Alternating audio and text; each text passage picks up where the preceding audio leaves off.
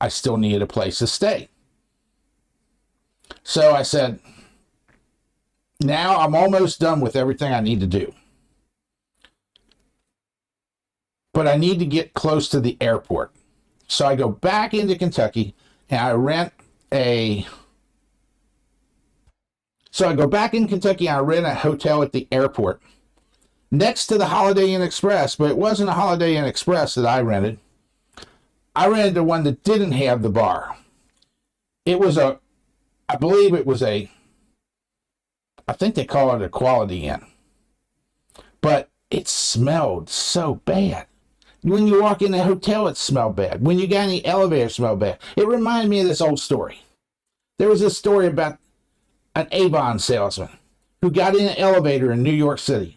And when the doors closed, he was all by himself and he passed gas. So he reached into his box of samples and he pulls out this spray of pine scent. And he sprays pine scent all over the elevator. And then some drunk gets in the elevator on the next floor and gets in. And the salesman's trying to make a sale because he don't know that it's just an old drunk. So he says, "Sir, do you smell that aroma? What does it smell like to you?" And the old drunk goes, "It smells like somebody shit a Christmas tree." Oh, well, that's the way this hotel smelled. It smelled so damn bad, I couldn't stand it. So one of my buddies had just flown in from Florida in the airport, and we went next door to the Holiday Inn, and it was so hot, the heat index was like 105. It's been that way all through those power outages and everything. So I said, let's go over to next door to Holiday Inn. We had a few beers. We had some vegetables and dip, and it was nice. And then I come back to this hotel, and it smelled like somebody shit a Christmas tree again. So anyway, I said, I can't take this no more. So 7 o'clock the following morning, I wake up, and I look on Skyscanner, and I find a nonstop leaving at 11 o'clock from Greater Cincinnati Airport, heading to Houston, Texas. I booked it on the spot, packed up my bags, made the 11 o'clock, and this was the first flight I've taken commercially in like 30 years. Long before the 2001, September 2001 debacle that just changed all the world. So now I had never went through the TSA and all that screening and all that stuff. So I was a little apprehensive. Plus I was flying economy because that's what was available. And I thought, well, I wonder if my big old butt can get in them little narrow economy seats. But it was only a 2-hour flight from Cincinnati to Houston, Texas. Now you might say, why are you going to Houston? You want to get out of the country. You're right. I do want to get out of the country. However, Cincinnati, Ohio's Greater Cincinnati International Airport is a lie. International, my butt. It goes to 2 places nonstop internationally. You can go to Cancun, Mexico, or Toronto, Canada. 1 flight a day. That's it. That's the only 2 places. My research and planning showed that Houston had 58 locations that you could fly to nonstop from Houston, outside of the country. And Dallas-Fort Worth had 56 places you could fly nonstop out of the country. So I said, I'll fly to Houston, and I'll get down there, I'll catch a hotel, and I'll relax. Because I was a little wore out from getting out of the house, and I was just happy to just, chill and make some plans. So I took that flight, and I get to the airport 3 or 4 hours in advance. Well, just got dropped off by the airport shuttle. Ran my $6 cart, stacked up all this stuff. I'm carrying way too much stuff, but for right now, we'll live and learn what to get rid of. Guitars on the top. Do not crush. Ha. And when I get to the airport, I say, great. Look at all these cancellations and delays, but mine's on time. So I sit in the Priority Club lounge.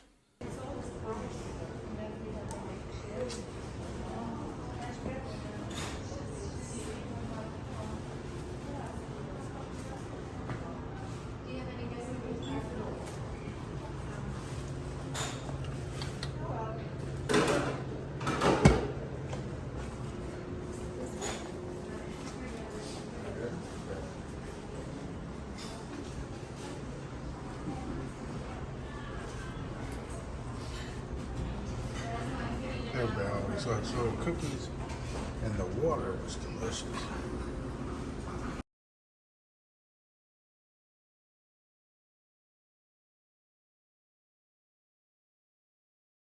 Thanks to my credit card, I got free access to Priority Club lounges, and it was really nice. They had great, healthy food, drank some ice water, sat there and watched the planes take off. It was all right for 3 or 4 hours. Met a lady who'd been in the airport for 30 hours trying to get to Italy, Air Mageddon. She had been put on 3 flights, and all 3 of them canceled.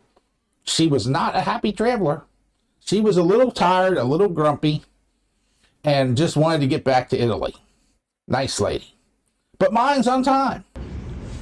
Our plane just pulled up. Just putting the wheel chocks on. They'll deboard their passengers, and pretty soon we'll be getting on, heading to Houston for destinations international unknown. So I'm all good. So it comes time to board.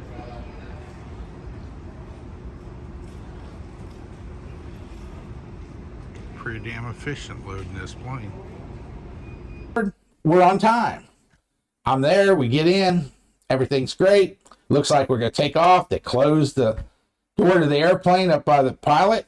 5 minutes before we're ready to leave, 30-minute delay pops up on my Apple Watch. And then the door opens back up. I missed getting the video, but a maintenance man just brought a portable drill and a rotor-rooter by, going to the back of the plane to the John. As if that's the reason for the 30 minutes. And here comes Mr. Scruffy, Mr. Mechanic Scruffy, with a electric cordless drill. And here comes Scruffy's partner, Scruffy number 2. And the reason I say they're Scruffy, the heat index is 105, and these poor guys have been out there working, doing their mechanic stuff. And you can tell that all they've done is sweat all day, and they look like crap. And if I was out there in 105 heat index working all day, I'd look just as scruffy like crap as they did. So anyway, Scruffy comes in, and Scruffy 2, he's carrying a toilet snake. Yes, I said that right, a toilet snake. So there was a young girl, about 20, sitting next to me. And I look over at her and I say, I can't believe it. Somebody stopped up the toilet on the plane before we even take off.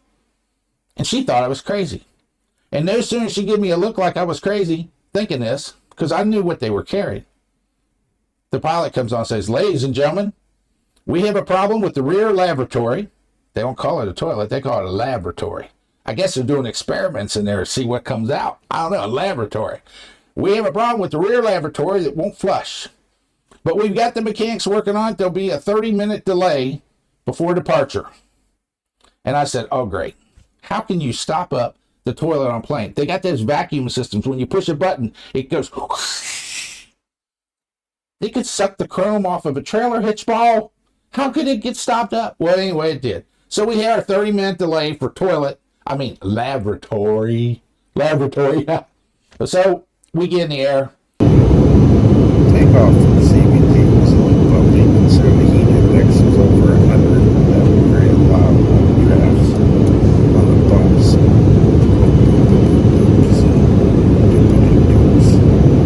Yeah, a long time since I felt like a commercial aircraft. But not bad. Looks like we're over 6,000 feet. Bumps it away. Very smooth. Totally non-eventful flight. With 95-degree heat out here in Houston, and these thermals, this pilot's earning his money today. These are the type of landings that bounce you all over the place. They're not necessarily dangerous, but they do make it a little bit tougher to make for a smooth approach. A little left, a little right, a little up, a little down. It happens. The pilot's doing a fine job. Land in Houston, and I didn't know exactly where I was going to go. But I had a friend in Houston whom I had texted, who made a recommendation. If you want a really nice area, go to the Woodlands.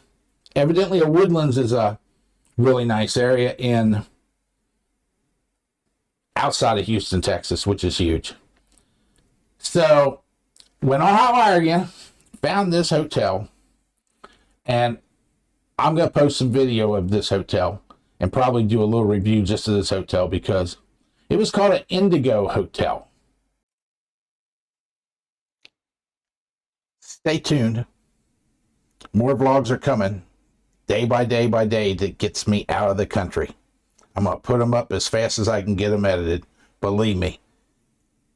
Embrace the chaos, because from the 13th of June till I got out of the country on July 4th, it was one adventure after another, and you'll have to check the next video in this series, which is coming out soon. Maybe tomorrow. Maybe not. I think so. I don't know. I'll try. Stay tuned. Follow.